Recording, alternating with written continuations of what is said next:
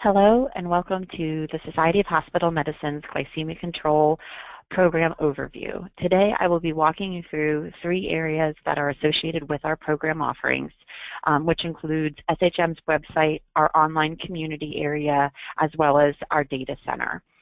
What you're looking at on the screen now is SHM's homepage of our Glycemic Control Toolkit.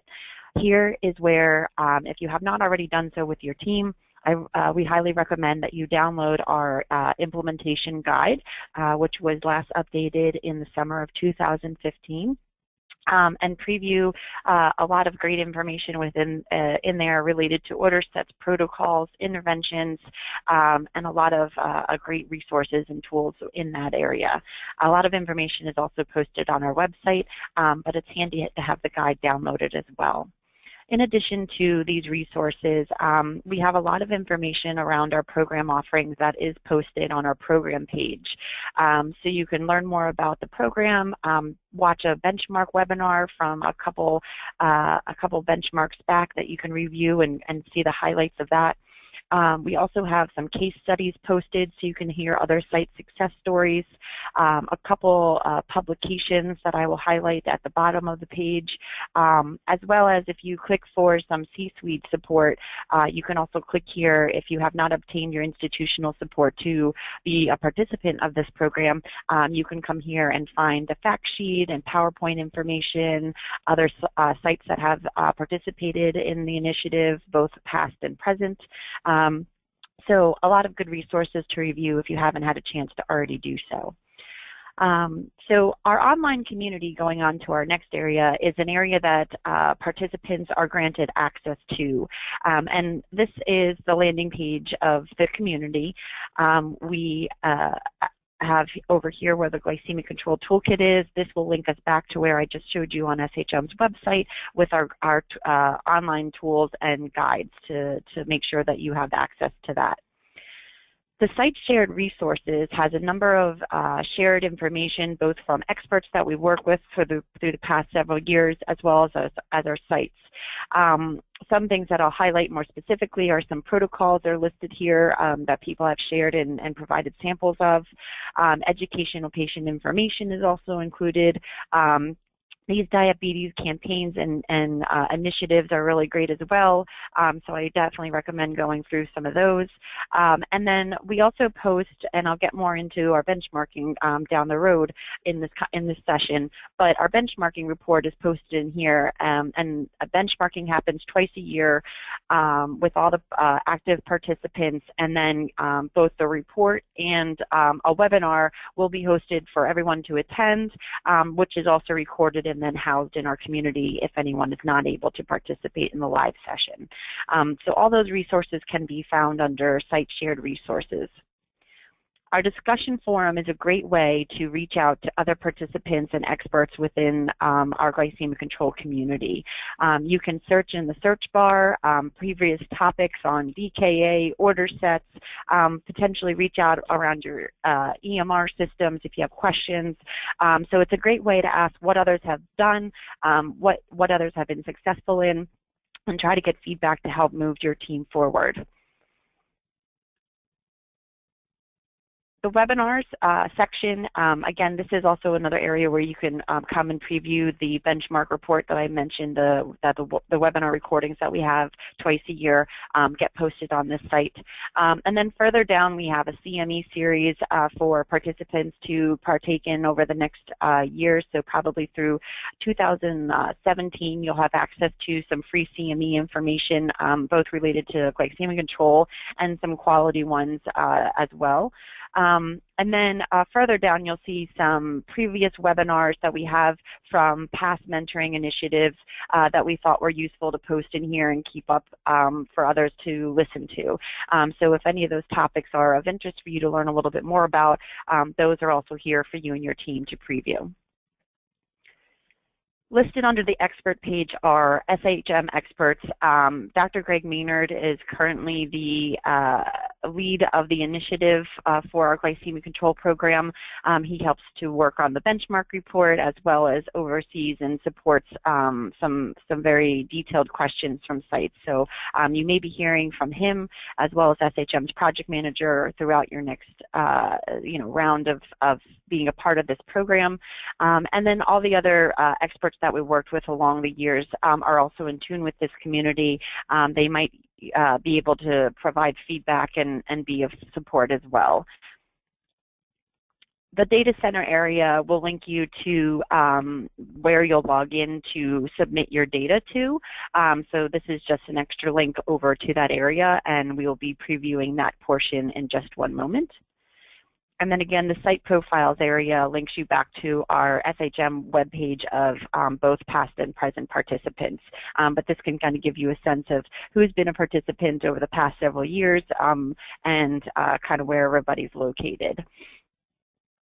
So moving on to the data center, each of you will receive a username and password.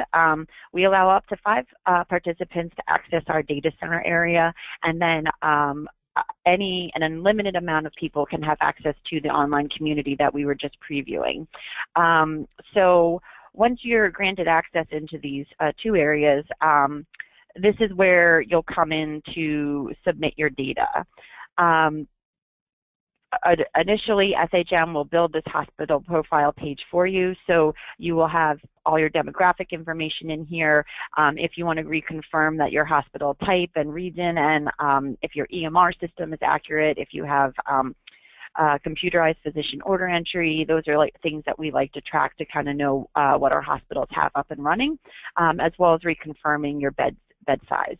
If anyone is participating in the mentoring initiative, you can also see who your mentor is and some call information around your monthly phone calls. To update this area, if there's any modifications that you need to make, you can just hit the Save button and make sure that it's up to date. The community page will bring you back to the previous area that we were just looking at, so it will link you back here if you click on that. And then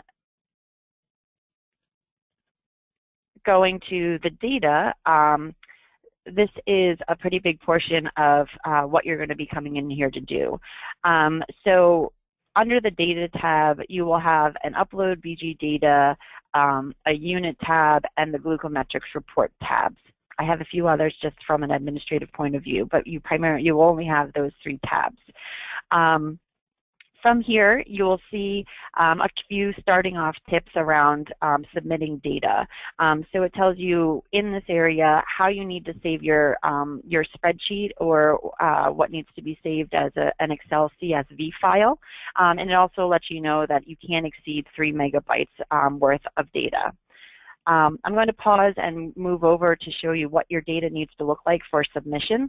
As you will see here, there are 4 columns of data. There is the test date and time, the patient identifier, which needs to be the unique stay of each patient and not the overall record number. We calculate and report out on each stay, so that's an important thing to highlight. The results of the test and the location in which that test was taken. SHM's program for glycemic control only accepts point-of-care data, so no other data should be added into the data center other than point-of-care data. For new sites participating and uploading their data for the first time, we recommend that you upload at least a year's worth of data into the data center. This will help to make sure that when you are a part of the next round of benchmarking that you are included in all of the reports. SHM within the benchmark report does one comparison report where your first submitted 6 months of data is compared to your most recent 6 months of data to kind of give you some indicators of how you've improved over time. And so it's only one report, but it's one that's nice to be a part of if you can take the time to backdate your data.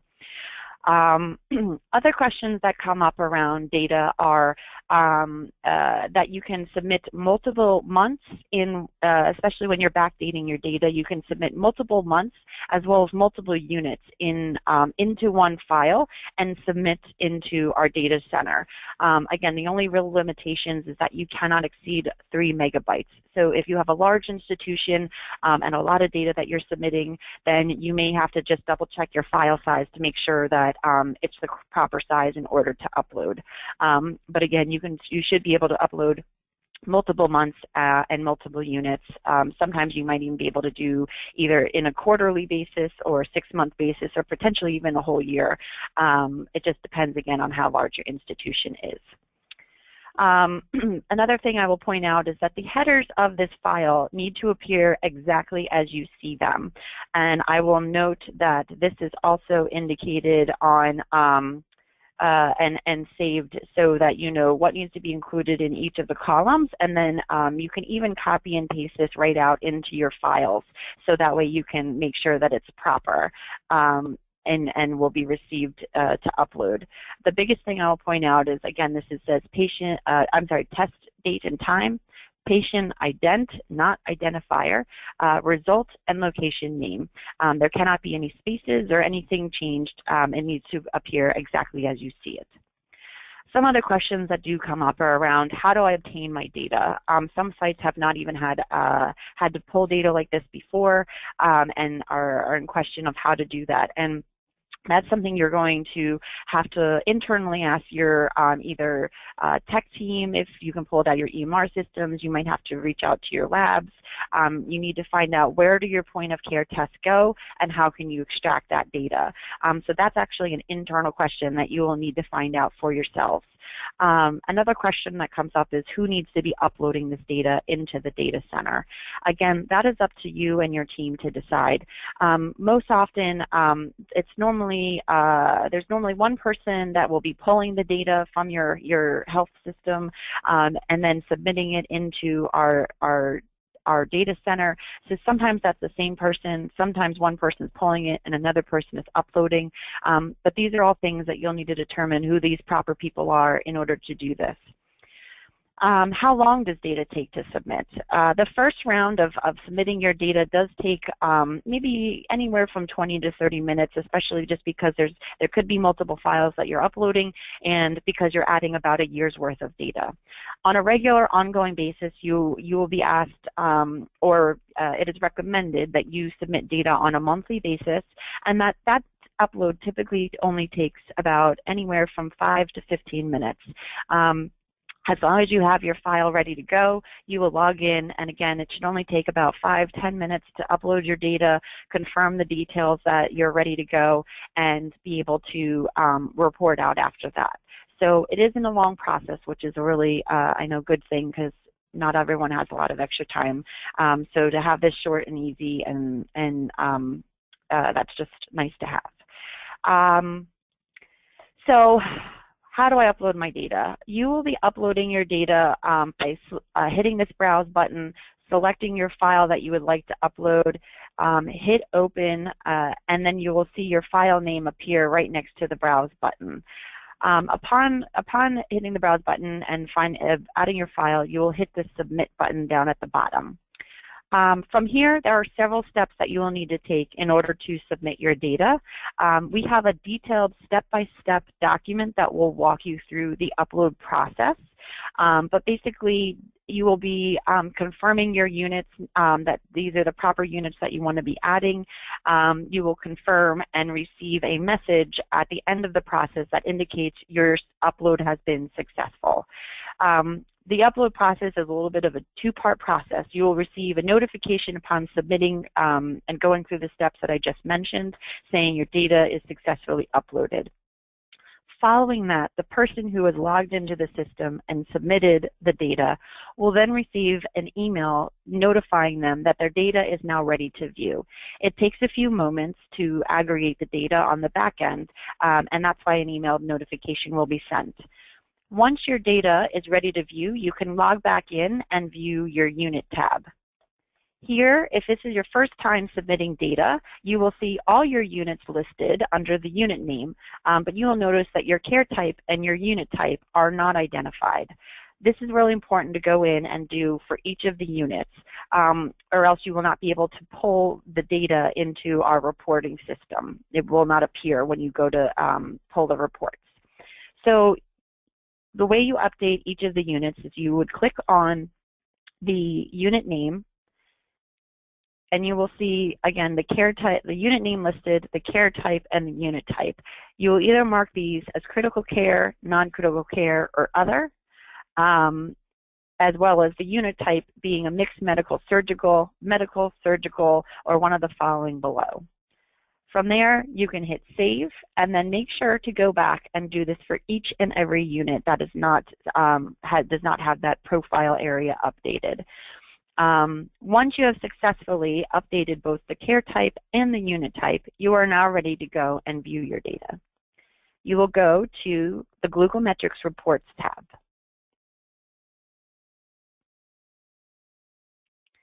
On this tab, there is, which I will point out at the very top, some explanation of the document that you can click here. It's a PDF that will allow you to kind of better understand some of the details that I'm about to go through, which will also be emailed to you as well, but just so you know that there's a reference that's posted in here so that you can see how some calculations are done for the reports that we're about to go through and other frequently asked questions. There are four main reports. There's a glycometric summary overview, there is a patient day, a patient stay, and a hypoglycemic management report. So you can generate any one of those reports at any time once your data is submitted. In addition, you can also set a start and end month. So you can view the last 6 months, the last 12 months, or select a specific date range that you would like to run. Note that if you're selecting a specific date range, you have to have 2 months of start and an end month. So if, let's say, you want to review June's data, you would have to run May through June and not just June. No data will pull into the system if you run it 1 month at a time. From there, you can also run not only a specified date range, but you can also run by just critical care. You could specify by non-critical care or other. You can specify whether you want just medical or just surgical units pulled together, or you can even drill down into individual units. So you can run an individual unit on 10 East, or maybe you want to run 10 East and 10 West together. So you can set your criteria. When you have it ready to go, you can then hit Run Report.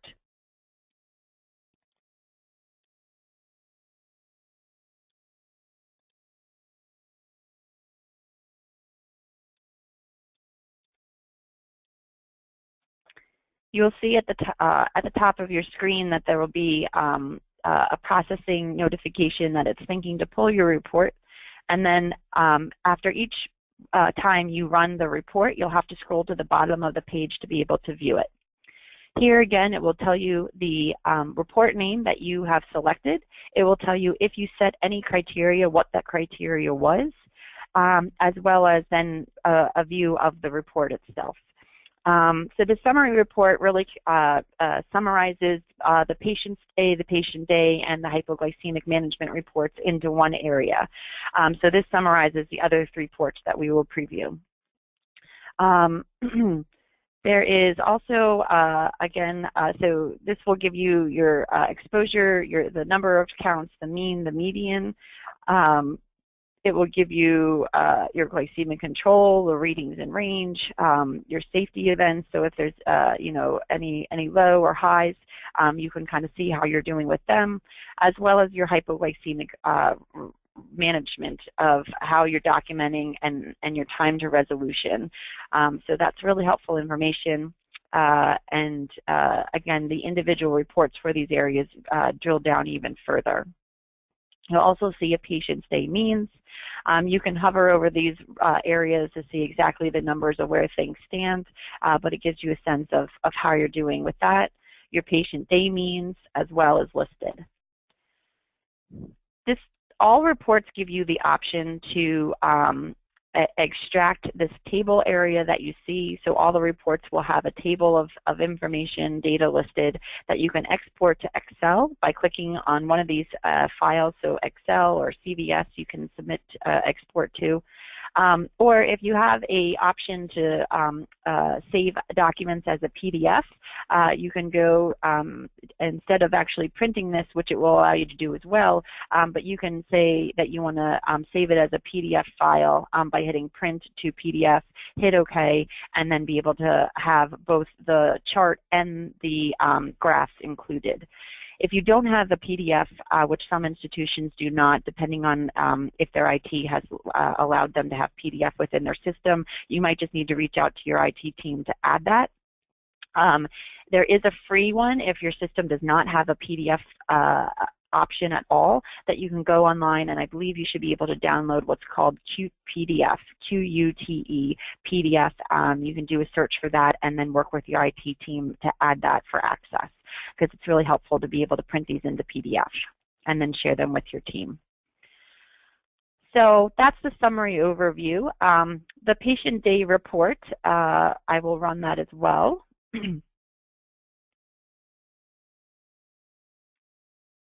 Again, you'll scroll to the bottom. You'll see that the report name is listed. Your set criteria, again, will be listed as well.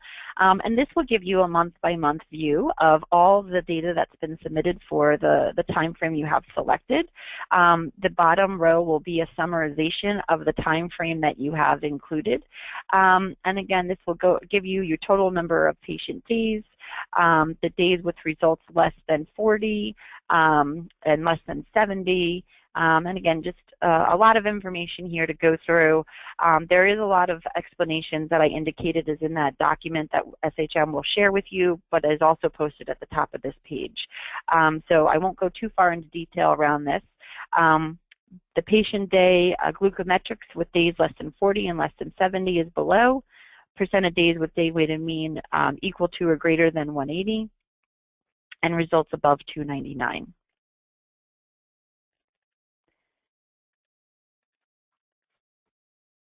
Moving on to the patient stay.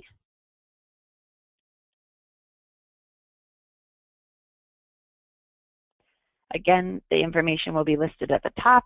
It looks very similar to the patient day. You'll have the month-by-month view of the time frame you've selected, the summary area of that time frame listed at the bottom, and then your total number of stays, stays with less than 40, results less than 70, the total count of readings of stays in range, and further down you will then see the similar graphs as before, stays less than 40, less than 70, greater to or equal to 180, or percent of readings per stay in range. Lastly is the hypoglycemic management report.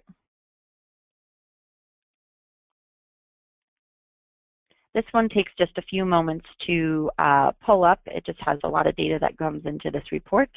You will see this little bar kind of thinking to make sure that you know that it's working properly, but that it just is pulling a lot of data in at once. So from here, again, you'll have that month-by-month view, the summary at the bottom, your total number of hypoglycemic events, and then it will give you the mean and median to all the items that you're looking at. So from when a blood glucose was first documented to the next reading that was less than 70, it will give you the mean time to the first documented to resolution, to the next reading within 15 minutes, and then the next reading within 30 minutes. Any patients with recurrent hypoglycemic day.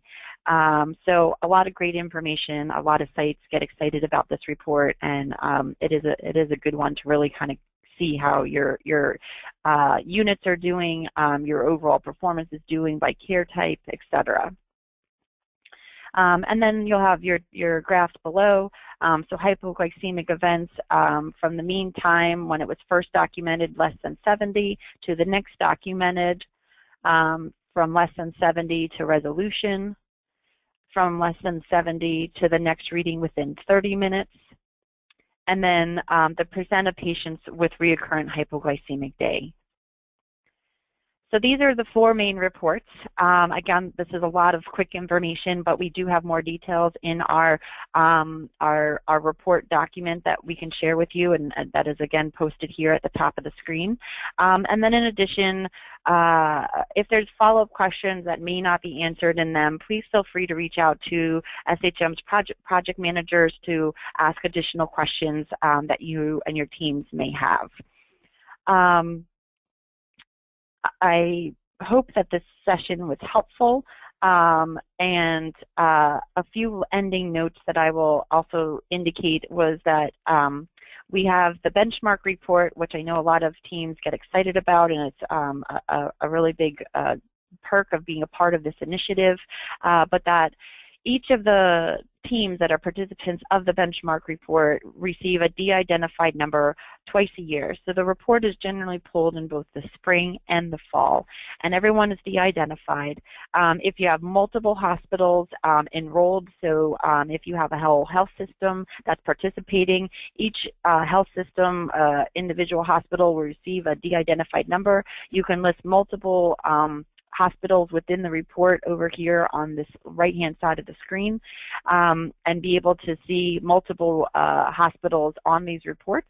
If you are an individual hospital, you will be able to add your your individual ID here.